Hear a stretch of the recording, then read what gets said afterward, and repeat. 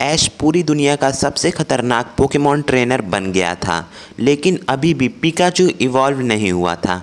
ऐश Serena से भी शादी कर लेता है और तब तक टीम रॉकेट भी सुधर जाती है और अच्छे काम करने लगती है।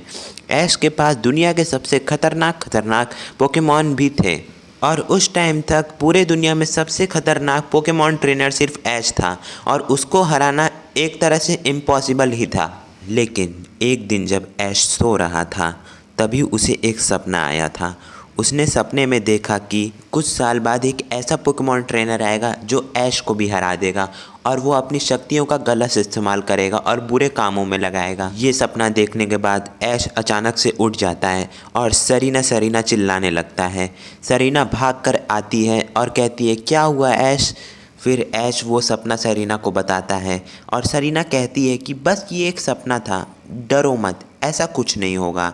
फिर सरीना ऐश को गले लगाकर उसके साथ वहीं पर सो जाती है। कुछ दिनों बाद ऐश वो सपना भूल गया था, लेकिन 3 साल बाद एक दिन पूरे शहर में एक पोकेट ट्रेनर की बात हो रही थी। ऐश फिर से डर जाता है। तभी ऐश को वो सपना फिर से याद आने लगता है और वो सोचता है कि कहीं ये सपना सच तो नहीं हो रहा। तभी ऐश की पीठ पे कोई थपथपाता है। ऐश पीछे मुड़ता है। वो एक काला कोट पहना हुआ एक बड़ा सा आदमी था। वो एकदम खतरनाक तरीके से ऐश को देख रहा था और एक स्केरी स्माइल के साथ हंस रहा था। ऐश झटके से पीछे मुड़ता है और कहता है, तुम कौन हो? तभी वो आदमी कहता है, तुम्हारा काल। ऐश तभी चिल्लाता है, सरीना! लेकिन तब तक वो ट्रेनर भाग चुका था। वो एकदम से ही गायब हो गया था, जैसे कि वो कोई जादू कर रहा हो। जैसे ही वो पोकेमॉन ट्रेनर गायब होता है तभी ऐश अपने घर की ओर भागता है और कहता है, सरीना सरीना तुम कहाँ हो? पर ऐश क्या पाता है कि सरीना उस घर में थी ही नहीं। पिकाचू तो ऐश के साथ ही था। ऐश को टेबल पे एक चिट्ठी मिलती है। उसमें लिखा रहता है कि अगर तुम सरीना को जिंदा चाहते हो तो अपने सारे शक्तिशाली पोकेमॉन्स लेके प्रोफेसर ओक के लैब के पीछे वाले जंगल में आ जाओ और अकेले आना, कोई चालबाजी मत करना। ये सब पढ़ने के बाद ऐश बहुत ही ज़्यादा घबरा जाता है। उसको कुछ नहीं समझ आ रहा था कि आगे क्या करना चाहिए। उसे एकदम से ही अपने पुराने दोस्तों की याद आ गई। जहाँ जहाँ वो हर रीजन में घूमा था उसके अलग अलग दोस्त थे।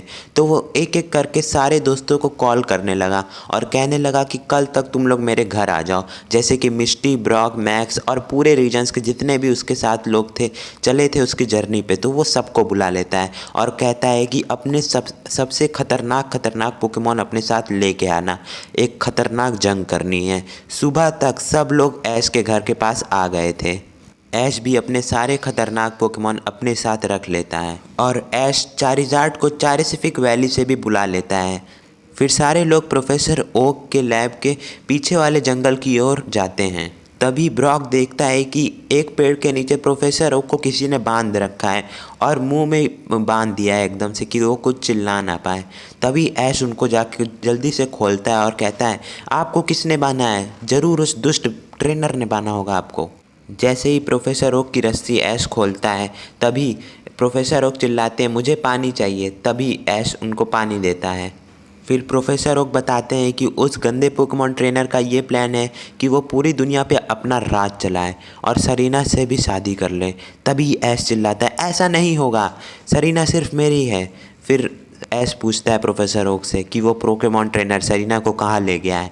प्रोफेसर ओक को कहते हैं, मुझे नहीं पता, वो मुझे बांध के उसे कहीं ले गया था। प्रोफेसर ओक बताते हैं कि वो ट्रेनर के पास सिर्फ और सिर्फ 3 पोकेमॉन है, Mewtwo, mega Mewtwo X, mega Mewtwo Y. और प्रोफेसर ओक ने ये भी बताया कि वो तीनों म्यूटू अपने मैक्स लेवल पर हैं और उन्हें हराना इम्पॉसिबल सा है। सारे रीजन्स के सारे ऐश के फ्रेंड बहुत ही ज़्यादा गुस्से में थे और ऐश भी। पिकाचू भी एकदम गुस्से से लाल हो रहा था। तभी आगे से एक आवाज़ आती है, अगर तुम सरीना को चाहते हो तो आज रात तक अपने सारे पोकेमॉन मेरे हवाले कर दो। ऐश और सारे फ्रेंड्स को कुछ समझ नहीं आ रहा था कि आगे क्या करना चाहिए। प्रोफेसर ओक भी बहुत थके हुए थे, इसलिए उनका दिमाग भी नहीं चल रहा था। तब आगे क्या होगा इसको जानने के लिए आप लोग को देखना होगा इस वीडियो का सेकंड पार्ट, क्योंकि यार अगले वीडियो में ऐसा मोड़ आने वाला है स्टोरी में कि आप ऐसा सोच भी नहीं सकते कि क्या होने वाला है। सो गाइस, अगर आपको इसका अगला पार्ट चाहिए तो इस वीडियो में कम से कम मुझे 30 लाइक्स चाहिए। अगर आपने 30 लाइक्स का टारगेट पूरा कर दिया तभी मैं आपको इसके आगे की स्टोरी बताऊंगा। तब तक के लिए बाय बाय।